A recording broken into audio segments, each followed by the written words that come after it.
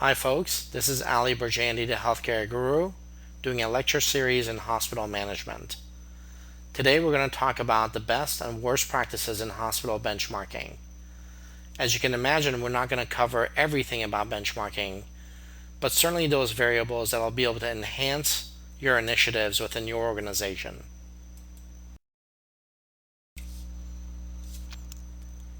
In order to talk about the best practices in hospital benchmarking, we really need to begin by understanding the benefits of it. What are all the reasons of why we do benchmarking? After that, we're going to talk about successful applications of benchmarking. What are those key areas that have produced the most results? We're going to talk about strategies that assure failure. This is basically lessons learned from the last decade. We're going to talk about apples to apples comparison. This is an area that a lot of nurses have issues with. How to read typical reports. The most crucial step in benchmarking, and in my opinion the most important slide in this presentation. Organizational balancing for more advanced users of benchmarking information. And ultimately at the end, benchmarking sources and vendors.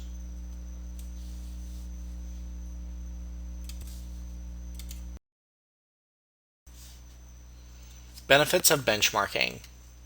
In benchmarking, we compare and analyze information to see what can be improved. This whole concept is so basic to us as human beings. If you think about it, athletes, for example, are constantly evaluating and measuring to see how they can do things better. In hospitals, this is done by identifying and adopting best practices to improve efficiency, quality, and service.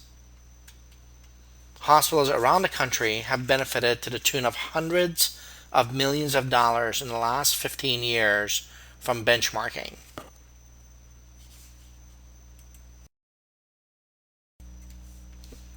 Successful applications of benchmarking. Benchmarking can be applied to just about every aspect of hospital management. This includes a whole host of different functions such as financials, operational, technology, service, structure, quality, and staffing.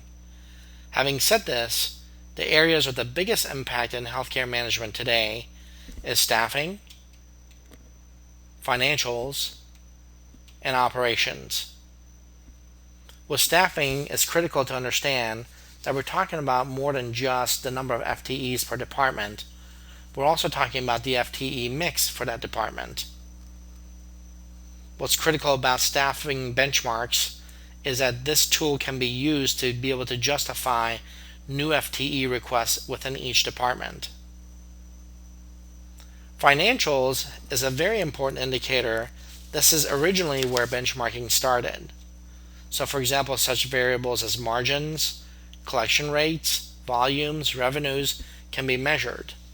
What's critical about the financial aspect of benchmarking is that a lot of organizations have been using benchmarking reports as a tool for budgeting.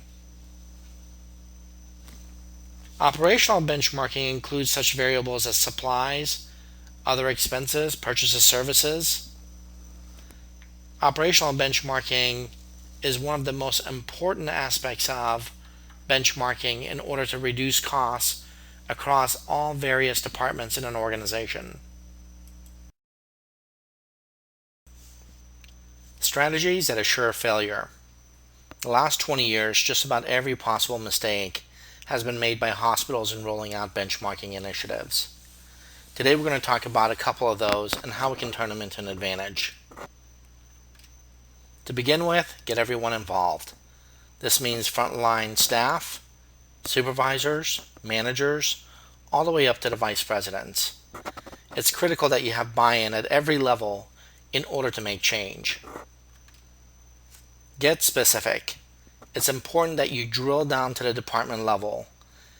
In order to be able to mandate change, you need to be able to have specific information in order to make it actionable.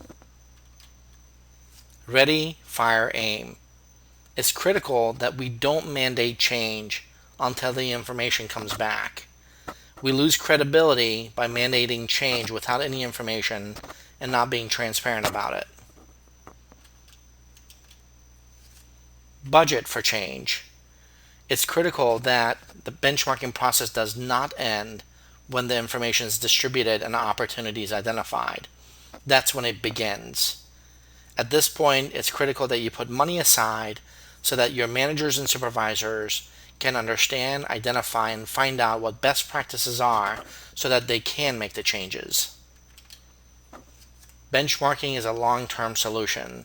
You cannot make big changes across your staffing and other areas in a short period of time. It may take you as many as 5, 6, 7 quarters in order to go from the 50th percentile to the 75th percentile in terms of your FTEs, for example.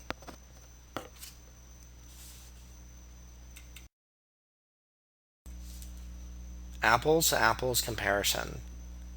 The number one reason why most benchmarking initiatives fail across hospitals is the fact that staff don't buy into the apples to apples comparison. It's important to note here that benchmarking was never supposed to be an exact comparison. Having said that, most vendors are getting very good at making sure that it's as close as possible.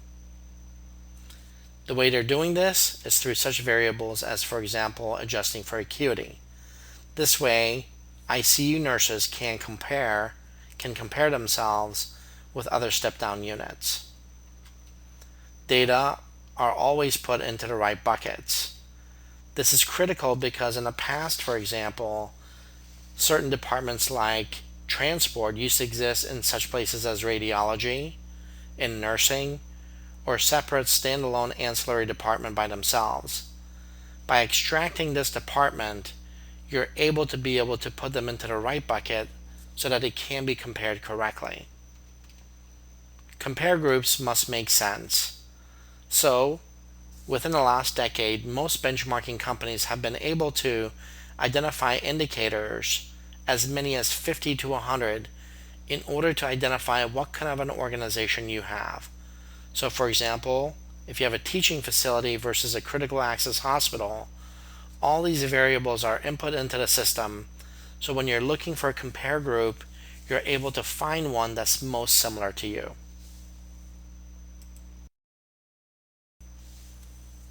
How to read typical reports. One of the most important tools in the benchmarking arsenal is the opportunity report. Here, you're able to see across all the departments where the biggest opportunity is for such variables as FTEs or dollars. It's important for administrators so that they know where's the biggest bang for the buck. The next report is a percentile report. Here you can actually compare yourself against other organizations and see where you land. And often they put a percentile on it. So for example, you could be at the 50th percentile, the 75th, or the 25th compared to your compare group. It's critical that you understand whether these reports are referring to costs or revenues. So for example, if they're referring to costs, you want to try and be at the bottom of the ranking. If they're referring to revenues, you want to be at the very top of the ranking. You need to understand how these reports are built so you understand whether you need to go up or down in terms of your compare group. Roll-ups are critical at a divisional level. Most vice presidents really enjoy these reports because they tell them within that division what the opportunities are.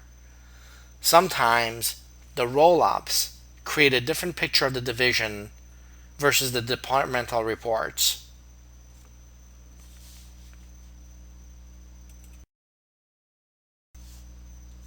The most crucial step in benchmarking. It's amazing that even today, most administrators often forget about the final step in benchmarking in order for benefits realization.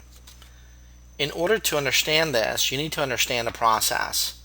Benchmarking starts with extracting opportunities out of information.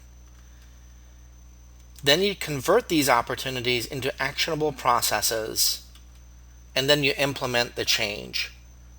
What's critical is that administrators and managers need to provide the resources in order to be able to identify what those changes and those opportunities are.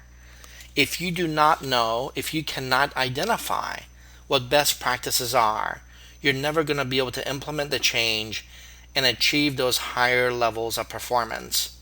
So it's critical that you complete the process and take the last step in order to be able to achieve benefits realization.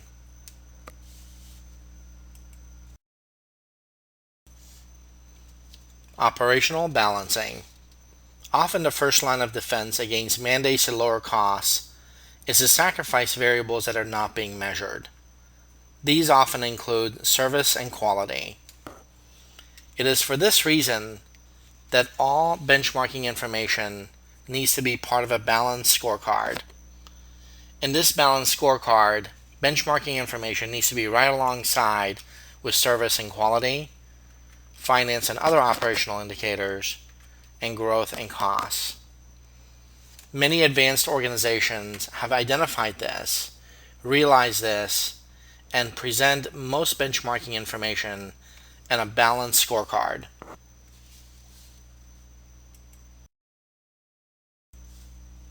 Benchmarking sources and vendors. Benchmarking has been around in healthcare for the past 20 years or longer. Although it's really picked up steam in the last 10-15 years, companies like Thomson Solution Benchmarking have been around for a while. This company itself has 700 plus hospitals in its database, so it's one of those great companies that you can go in and surely be able to find someone that you can compare yourself to. Other organizations include Healthcare Management Council, the Leapfrog Group, Healthgrades, CMS and JCHO, State Public Health Office, and MGMA for practices, physician practices. What's important here is to understand that no matter where you go, it's critical that you know who your compare group is and you know how the data was captured, and additionally how it's being bucketed. In companies that are professionally being done for benchmarking, like Thomson Solution Benchmarking, all those variables have been taken into account by the time you get your reports. In other systems such as CMS, you don't really get a good specific apples to apples comparison. That information is much more general in nature.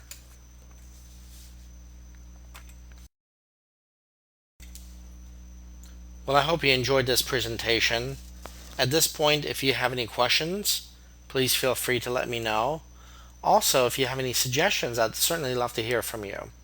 You can reach me at birjandi@yahoo.com. Thank you.